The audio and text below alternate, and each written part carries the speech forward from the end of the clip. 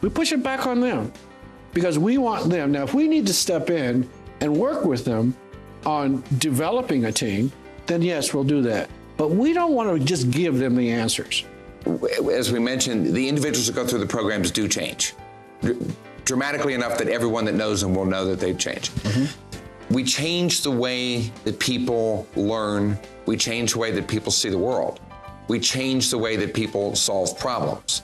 And the real way of doing this is by giving them more tools. I mean, as adults, we all have at least one way of solving a problem.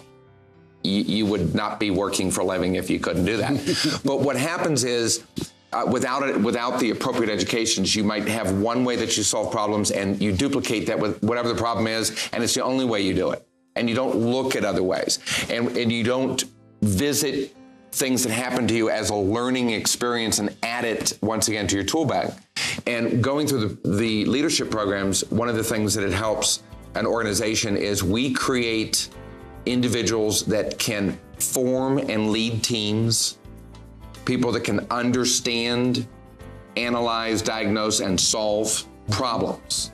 And these are just basic, I mean, these are really the basic building blocks of leadership, of working with people and working with problems. People change, that they become individuals who are able to be effective in working with others and getting others on board to accomplish an outcome. And while we are not focused on the finance and that, we are focused on results. Yes, we are. We are focused on how do we accomplish something, and we don't accomplish much just by ourselves. So again, how do we engage others? How do we get others supporting this? But just on a very technical sense, recognizing that all through the program, because we're talking about applications and encouraging students to apply this, again, things are happening differently in organizations.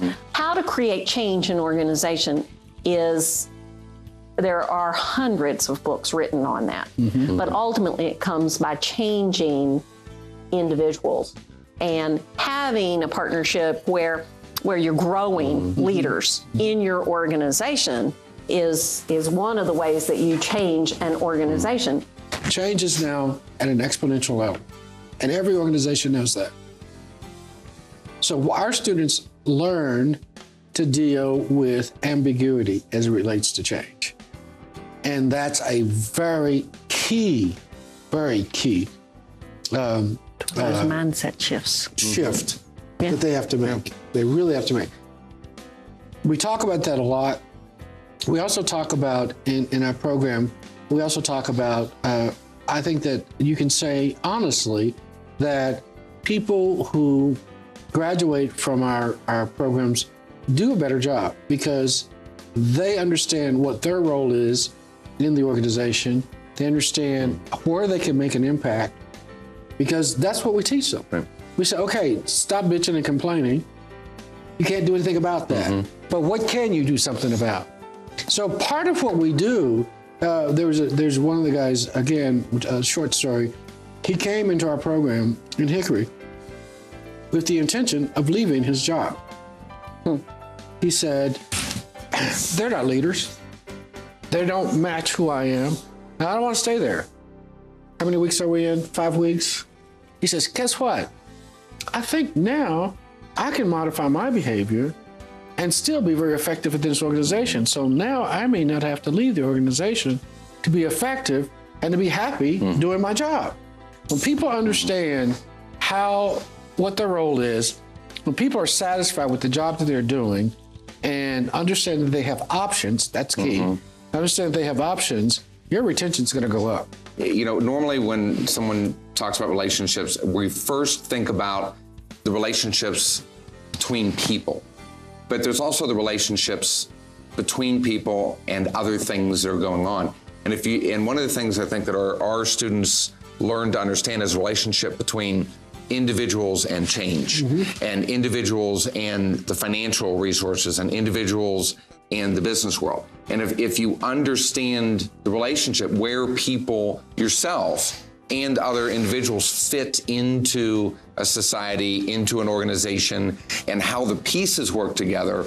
And I'm coming to the individual that you said, now that I understand why they're doing it, I can understand how to change myself. And I think that came from an individual who did not previously to the education understand the relationship between senior management, the mission of the organization, and this individual's part in that organization. And if you don't understand the parts, it's hard to really embrace what you do. Our program helps you gain clarity in terms of what your opportunities are. It helps you understand yourself and how to present yourself better. And it helps you learn how to, with the tools and the development that you as an individual will go through, develop skills and knowledge, which can improve your confidence and then therefore your success in accomplishing results. The difference between management and leadership is that management is about accomplishing results in the present, and leadership is about the future. It's about the future. The study of management is the study of why and how things happen. And the study of leadership is why and how to make things happen. Right. The question of light at the end of the tunnel, that is key for us because we do application in every way right from the beginning of a class.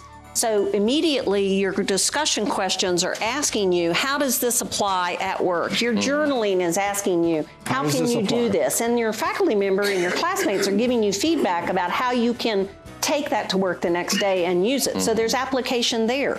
There are projects that the teams do that are application activities, and there's a team activity every week. In addition to that, the practicum project in the undergraduate program or the master's project is a larger, so when Dr. Hitt was referring to, you can study it over 16 weeks. That is a long project, but it is done across the whole semester with input from your classmates and your faculty member all the way through. So action, one of the pieces that we learn in action research, that it isn't done in steps, it's done in cycles. So that you learn something and that may inform you about some other step you're going to have to take, or some other literature you need to look at, or some other individual in the organization who needs to be involved. So all through the 16 weeks, you are learning and applying and then adapting. And then at the final end, you put together your recommendations as you know it. Don't underestimate the power of the bond of the cohort members. Our cohort members saved each other. You could probably attest to that. They develop networks that last for a lifetime. And we've had students who our faculty didn't save, but the other cohort members saved them. I mean, they wouldn't let them quit. And the other thing that they do too that helps them in their job is they learn to value the experiences of others, because their experiences may not be my experience, but you're a cohort member. I like you. You've given me enough information that I value what you say. So now maybe I'm going to be more open to that coworker that I have not been open to in the past. I mean, the dynamics of the cohort members, I just can't tell you how powerful it is. It's incredible.